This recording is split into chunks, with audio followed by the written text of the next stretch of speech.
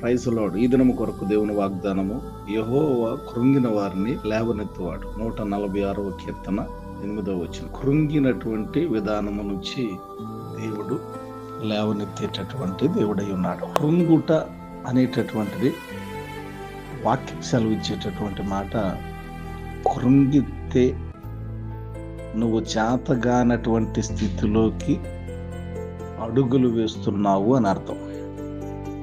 కృంగటం ప్రారంభించేవు అంటే నేను ఎదుర్కోలేను, నేను చేయలేను, నేను ఎదురేదలేను, నేను దీన్ని జయించలేను.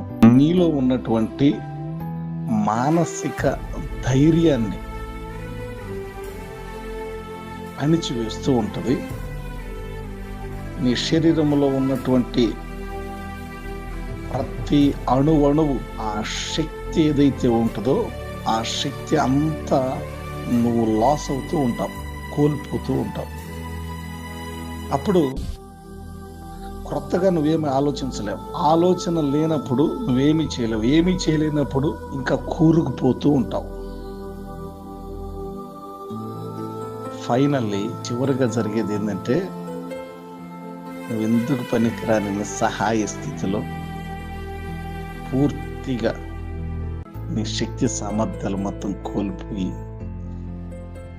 ఒక పేషెంట్ లాగా అయిపోతూ ఉంటావు. కనుక వాక్యం సెలవిస్తూ ఉంది, అసలు కృంగుదల అనేటటువంటిది రానికూడదు. అది ఎలాంటి సమస్య అయినా, ఎలాంటి శోధన అయినా, ఎలాంటి విపత్తు అయినా ధైర్యం తెచ్చుకో. నువ్వు ఒంటరి వ్యక్తివి, ఒంటరి దానవు, ఒంటరి వాడవు కావు. నీకు తోడు దేవుడు ఉన్నాడు. నువ్వు ఏ స్థితి అయినా కానీ నిన్ను లేవనెత్తటానికి ఈ దినాన దేవుడు తన సన్నిధి నీతో ఉంచాడు. అది ఆర్థిక ఇబ్బంది అయినా, శోధనైనా, సమస్య అయినా, వెలితైనా, లోపమైన, మానసిక ఒత్తిడైనా, కుటుంబంలో శోధనైనా, బయట శోధనైనా, నీ పనిలో శోధనైనా, ఎలాంటి స్థితి అయినా నిన్ను కృంగతీయటానికి వీల్లేదు. దానిలో నుంచి బయటికి రావాలన్నదే, దానిలో నుంచి నిన్ను లేవనెత్తాలన్నదే నీవు నేను కలిగి ఉన్నటువంటి యేసయ్య యొక్క ఆలోచన. నువ్వు నీ బాధలో కృంగటం అది యేసయ్య చిత్తం కాదు. నీవు నీ బాధలోనే ఉండి కృంగిపోవటం అది యేసయ్య చిత్తం కాదు. నీ సమస్యలోనే ఉండి కృంగిపోవటం అది యేసయ్య చిత్తం కాదు. నీ రోగంలోనే ఉండి కృంగిపోవటం యేసయ్య చిత్తము కాదు. నీ కన్నీటిలోనే ఉండి కృంగిపోవటం యేసయ్య చిత్తము కాదు. నువ్వు చిక్కుకున్నటువంటి దానిలోనే ఇరుక్కుపోయి ఉండటం అది యేసయ్య చిత్తము కాదు. నిన్ను లేవనెత్తాలని యేసయ్య నీతో నాతో మాట్లాడుతున్నటువంటి మాటలు. ఆయన లేవనెత్తుతాడంట. నువ్వు కృంగిపోతున్నావేమో, నో ప్రాబ్లం, ధైర్యం తెచ్చుకో. యేసయ్య నీతో చెప్తున్నాడు, నేను నిన్ను లేవనెత్తుతాను అని చెప్తున్నాడు. దేవుడు మానవుణ్ణి లేవనెత్తటానికే తప్ప కృంగదీయటానికి నిర్మించాల.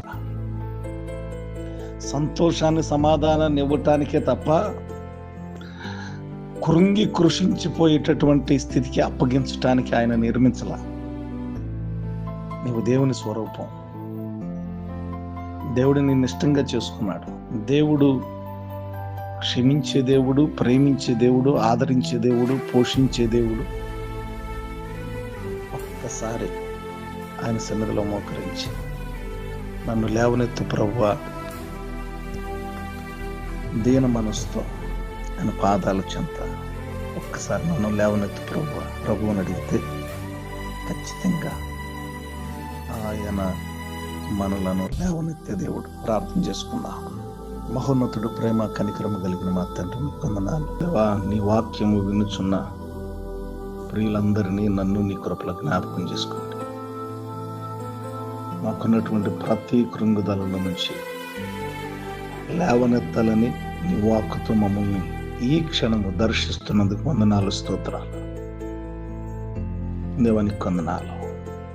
లేవనెత్తటం మాత్రమే కాకుండా సంతోషము, సమాధానము మా జీవితాల్లో స్థిరపరచబోతున్నందుకు యేసయ్య మిమ్మును నమ్మి కృతజ్ఞతాస్తుతులు చెల్లించుకుంటూ యేసు నామం పేరిట స్తుతించి ప్రార్థన చేయుచున్నాము తండ్రి.